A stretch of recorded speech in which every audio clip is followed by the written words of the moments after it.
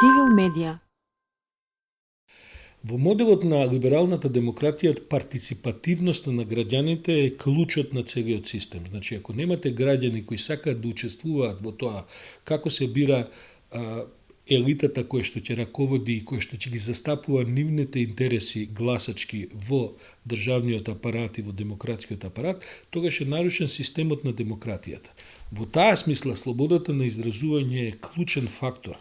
околу тоа да граѓаните кои што учествуваат во процесот на партиципативност бидат добро информирани. Бидејќи ако граѓаните не се добро информирани за да ги направат деликатните избори во демократскиот модел, значи бидејќи на нив стои кого ќе изберат за да владее со државата, тогаш имате проблем со квалитетот на владењето ако имате неинформирани граѓани. За да бидат информирани мора да има слобода на изразување. Тоа значи дека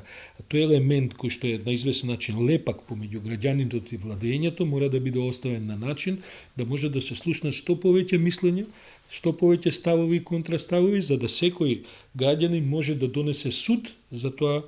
како и кого треба да го избере на следните избори, бидејќи на крајот на криштата моќта на граѓаните во демократијата се состои во тој ден кога гласаат.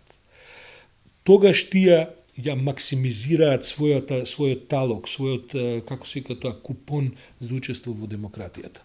Во меѓувреме, помеѓу два избори, со државата владеат елити и владеат контролни механизми, имено новинарства, дебати, независни јавности, критичко мислење и така натаму, но сето тоа се случува за да на денот на гласањето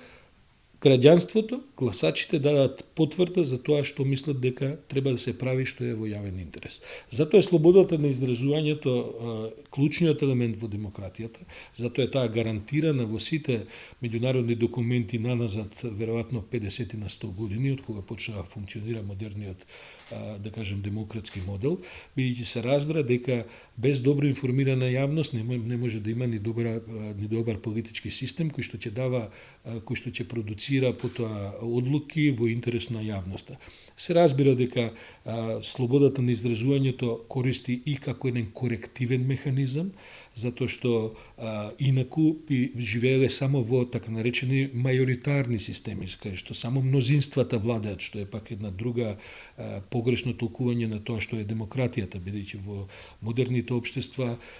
ако владеат само мнозинствата, тогаш ќе имате исклучително, како што и се случува на разни страни во светот, па и на Балканот, ќе имате исклучително неправедни системи во кои што сите оние кои припаѓаат на некакви малцинства, културни, јазични, религиски, модни, гастрономски и така натаму, ќе бидат потиснувани од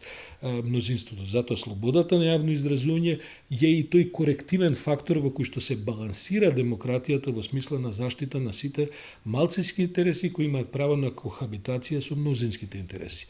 Со други збори, кога ќе се загуши слободата на јавното изразување, тој е веројатно првиот и последниот сигнал дека во земјата нема повеќе демократија. Цивил медија.